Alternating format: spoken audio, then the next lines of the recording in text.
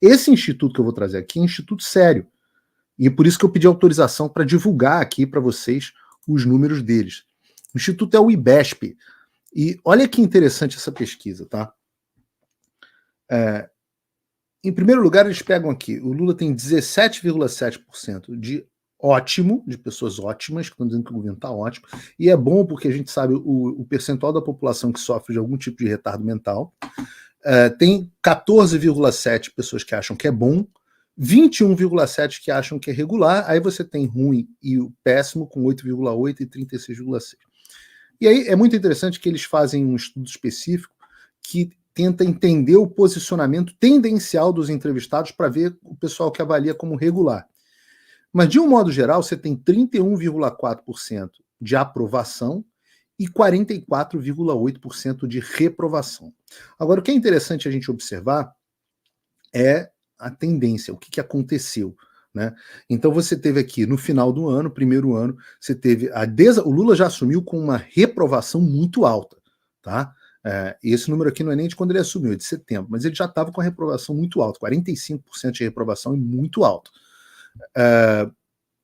E aí você vê que ele deu uma melhorada, e agora você vê a boca do jacaré se abrindo, onde a diferença entre aprovação e reprovação vai aumentando muito, muito. Então, 31,4% de aprovação já é uma aprovação parecida com a do Joe Biden aqui nos Estados Unidos, que é considerado o presidente mais impopular da história. E tem muita coisa interessante para observar aqui, né? Você olha aqui nas regiões, você olha que interessante. Você tem um cenário onde no centro-oeste o Lula só tem 22% de aprovação. Na região norte, o Lula tem 21%. Na região sudeste, o Lula tem 21%.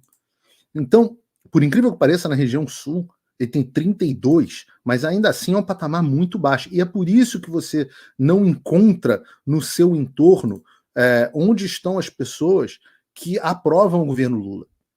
Se você for olhar, pegar o Sudeste, por exemplo, 52% de reprovação. Isso significa para as eleições municipais de outubro, vou usar o termo que está na moda aqui nos Estados Unidos, porque sacanearam o Trump com ele, significa um banho de sangue. É um desastre. Um governo não consegue se manter com 21% de aprovação.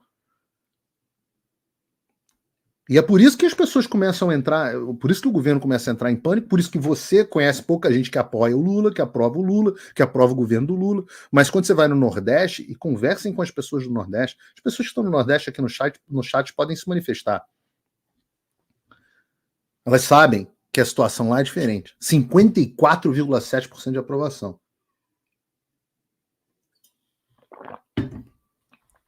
E é interessante porque tem mais coisa para ver a esse respeito. Daqui a pouco eu vou entrar com o Sérgio Tavares aqui, que já está aqui conosco no ar. Mas eu quero que vocês enxerguem o seguinte: a reprovação do Lula entre os homens é de 50%. Aprovação de 26,1%. Entre as mulheres, ele ainda tem uma aprovação um pouco maior, mas 36,4%, nem de longe onde ele estava. Quando você pega, por exemplo, isso é muito interessante. Olhem o extrato por religião, que pouca pesquisa faz. O Lula, entre os evangélicos, só tem 23,8% de aprovação. Eu não sei que evangélicos são esses, mas tem 23,8%, é muito baixo. É baixo do tipo, se 100% do Brasil fosse evangélico, o Lula já tinha caído. Você não sustenta um governo com 23% de aprovação. Cai. O governo abaixo, quando chega na casa de 20%, 25%, o governo cai.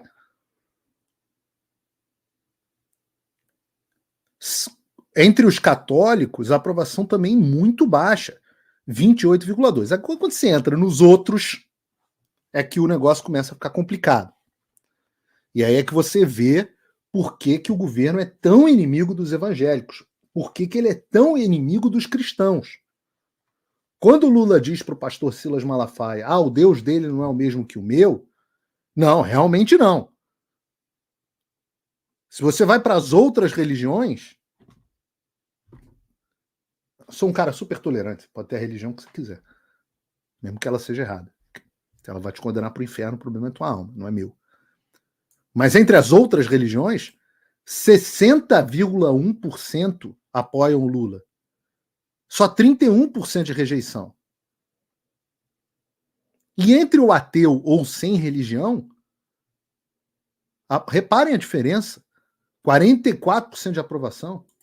Compara com os 23% dos evangélicos. Vocês entendem por que eu falo que se evangelizar o Brasil inteiro, e aí eu incluo aqui os nossos irmãos católicos, principalmente os católicos praticantes, que não são os católicos do IBGE, acabou o problema político do Brasil. Acabou. Acabou. Você vai ter um Lula com 23% de aprovação, ele não vai nem se eleger, vai cair, não vai sustentar. Então, é por isso que eu falo que a política ela é rio abaixo da cultura, que é rio abaixo da religião. A religião está acima.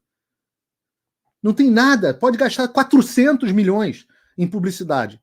Se o Brasil for todo evangelizado, acabou. E é por isso que o Lula odeia o cristianismo. É por isso que o Lula odeia a religião. É por isso que não me deixavam falar que o Lula era anticristão na Jovem Pan. É por isso que você está vendo gente do STF dizer é hora de parar com o abuso do uso político da religião. Não é o uso político da religião. É que vocês defendem exatamente o oposto de tudo que a nossa religião, que define a nossa cosmovisão, defende. Olhem esses números aqui. Esses números aqui são muito legais também.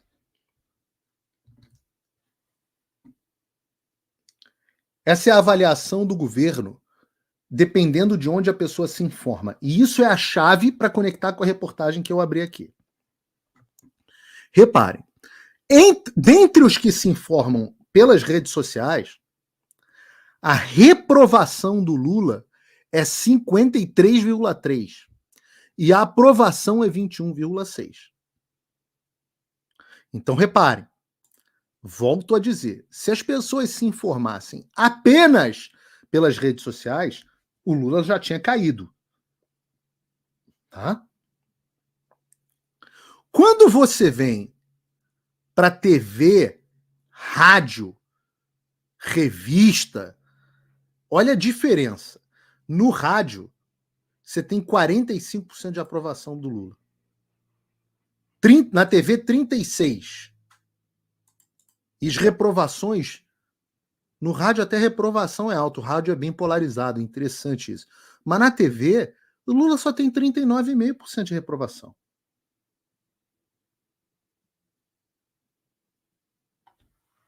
Vocês entendem isso? Entendem por que o dinheiro vai para lá? Vocês entendem por que o governo quer regular as redes sociais para impedir que estas pessoas aqui, ó, desse extrato, que essas pessoas possam continuar se comunicando? Por isso que bloqueiam. Isso tem efeito eleitoral, tá, minha gente? E é por isso que eles querem as TVs cada vez mais fortes. É por isso que dá dinheiro para a TV, porque a audiência não tem mais, né? Você pega, agora nesse momento, quase 14 mil pessoas nos acompanhando. CNN Brasil, no YouTube, 11.100. Jovem Pan, 8 mil. Não dá, é todo o programa terça-feira, no meio da tarde, dando um capote na televisão. Então, a audiência, os caras estão perdendo. Então, dá-lhe de enfiar verba do nosso dinheiro.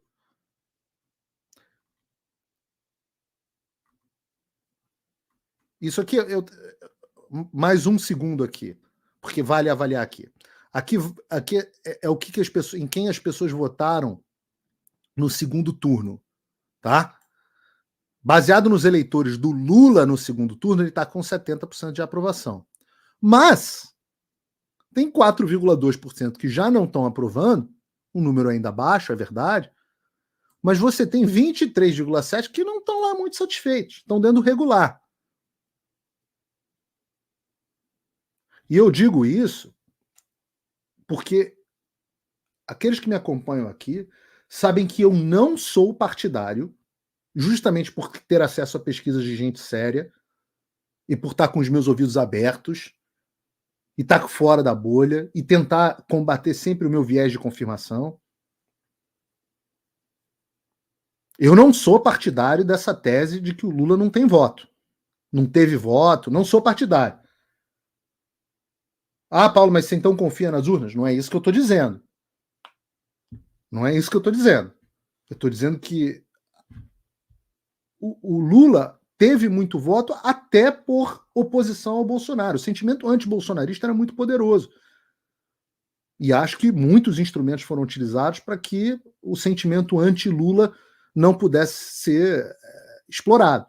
E enquanto vocês ficarem achando, tem muita gente aí, e foi uma das coisas que levou o presidente Bolsonaro à desgraça. Enquanto ficar achando que o Lula, na verdade, não tem voto, porque vocês estão aqui, ó, no Sudeste, ou no Centro-Oeste, porque vocês são aqui, ó, pessoas que se informam por rede social. Eu estou explicando no extrato das pesquisas, onde estão as pessoas que você mesmo que está me assistindo, que você não enxerga. Porque eu só posso ajudar a resolver um problema depois que você diagnosticar esse problema com clareza.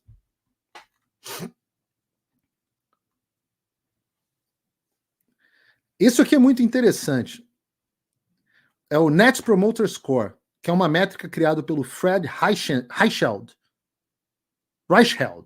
e publicada na Universidade de Harvard, com o objetivo de medir o grau de lealdade dos clientes e das empresas do segmento. Eu nunca tinha visto uma pesquisa com isso. O NPS do IBESP é o parâmetro desenvolvido pelo Instituto para identificar o percentual de eleitores que têm a tendência de falar bem, os promotores, ou de falar mal, dos detratores do governo. E aí, quando você entra aqui, o percentual de detratores do governo aumentou de 52 em dezembro, 52,2 em dezembro para 58, aumentou significativamente, e os defensores desabaram. Por isso, só 21% das pessoas defendem ainda o governo Lula. Então está acabando esse negócio. E aí aqui tem, enfim, por extrato, muito bom. Eu vou colocar no site do Paulo Figueiredo Show. Pessoal, um abraço, obrigado pela audiência. Na terça-feira que vem tem mais Paulo Figueiredo Show. Mais uma vez com aos que puderem, que quiserem, a apoiarem o meu trabalho. Tem duas formas de apoio. Você pode apoiar com menos de $7, $5 por mês, usando o cupom da descrição, ou você pode gastar um pouquinho mais e se tornar meu patrono Gold com todos os benefícios que estão aqui. Mais uma vez, obrigado, espero que vocês tenham gostado, obrigado pela enorme audiência e até o próximo Paulo Figueiredo Show.